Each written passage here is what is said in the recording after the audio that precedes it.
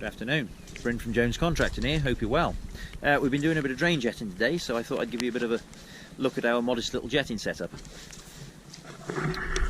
So, there it is, there's the jetter in all its glory. I wasn't able to afford or justify really a proper agricultural drain jetter, so I set to and made this basically. I got hold of parts from a truck breaker off a gully sucker lorry. So there's the pump there, the PTO driven pump, would have been PTO driven off the lorry. Obviously now it's driven by the tractor PTO. This is the reel that on the lorries lives on the back of the tank. This is actually two cut and shut to make a longer drum or a deeper drum to be able to hold more pipe. You can see there's one and there's the other. I've cut them and welded them to allow us to hold more pipe on here. We've currently got about 200 metres, just a shade less perhaps, of 3/4 inch thermoplastic hose on here, which is proper jetting stuff. And the frame is a Kuhn fertiliser spinner chassis, again that I'd sort of got kicking about at home, and I glued it all together. At the time I did it, I wasn't even sure, to be truthful, if the pump worked. It had all been stood for a while, so I wasn't sure if it had been frosted or whatever. Fortunately, it was all fine. Put it together, and it worked really from day one. Pretty much all the bits that I needed came with the original stuff that I got from the breaker and at the scrap pile at home. Obviously, there's one or two bits and bobs I had to buy. You know, hydraulic hoses and fittings and little bits and bobs. The main thing that I had to buy was these jetting nozzles from Maston Brook. I got two. This one has got 4 rear-facing jets and 1 forward-facing one, and that one has just got 4 rear-facing ones. The difference is in sand, which is what we're in today, this one is better because it sort of clears a path for itself. That one has got more thrust, so to speak, but in sand it can get blocked. It can really slow it up in sand. So yeah, that's the difference between the two of them. And I've used them both in different applications, and you know, they both do a really good job. We use this little 1,000-gallon high-spec tanker to supply clean water for this. I haven't been brave enough yet to use water out of a ditch or a pond or river or whatever for fear of knackering the pump up. You can get all the bits for it, but they're quite expensive, and I don't want to make it go wrong.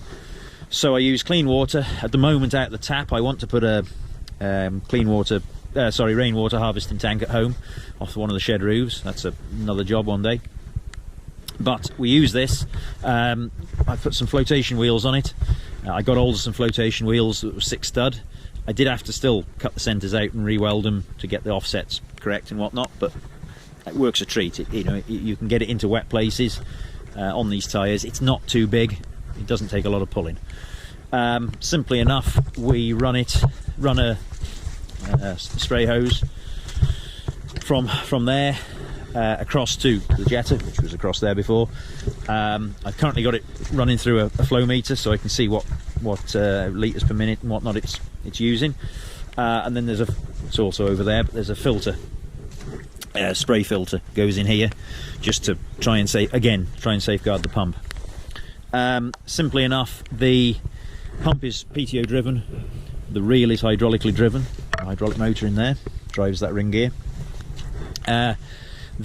Once you've got it running, the force of the water from these nozzles, from these jets here, pull this up the pipe. It pulls itself up the pipe.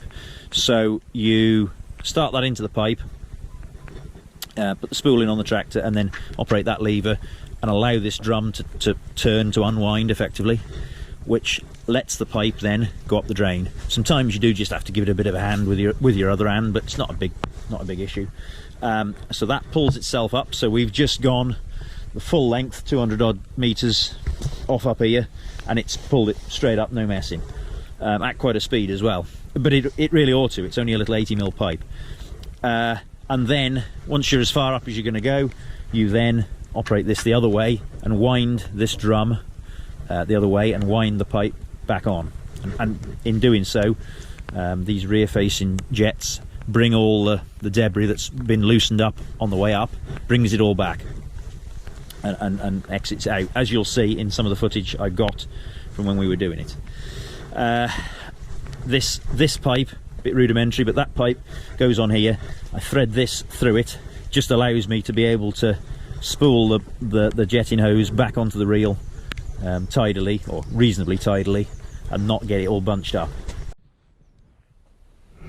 So the reason we're jetting these pipes is that predominantly the field is really sandy, sand and gravel almost, and there's sand has got into the pipe through the perforations and has settled in the pipe, reducing the efficiency of the pipe.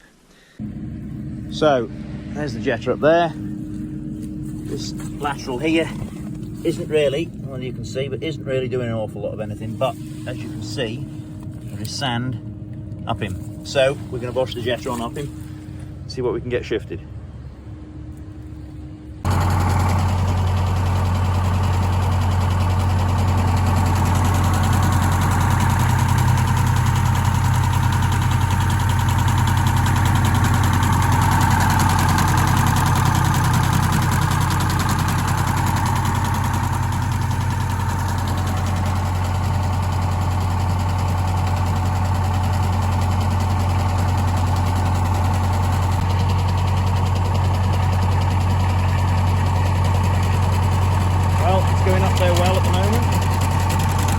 About halfway now, we're about to change over onto the other roll of pipe now, there we go.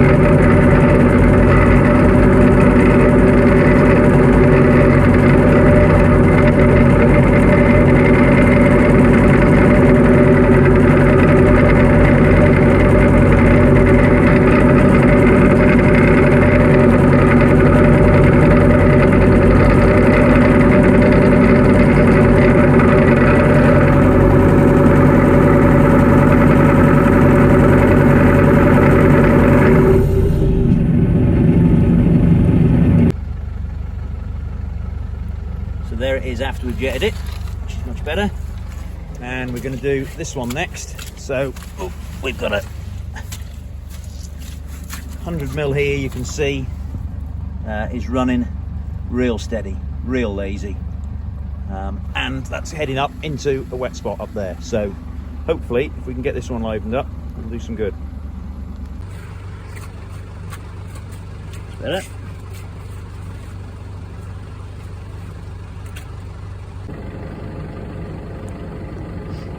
Before,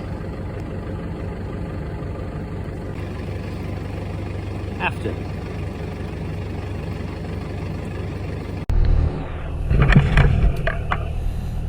Okay, so useful little exercise this afternoon. I couldn't actually hand on heart say how it before this, how it performed in 80 and 100mm pipe, having only really used it on much bigger pipes than that, so I couldn't absolutely hand on heart say how it performed. Well, now I know. It works really well. We don't have to run as much pressure as the big pipes, fairly obviously. That's what I figured, but I didn't know in practice until now. So that's good. Also means the water goes a bit further or lasts longer, so that's also a good thing. Having said that, we're out of water now, so I'm taking the tanker back home.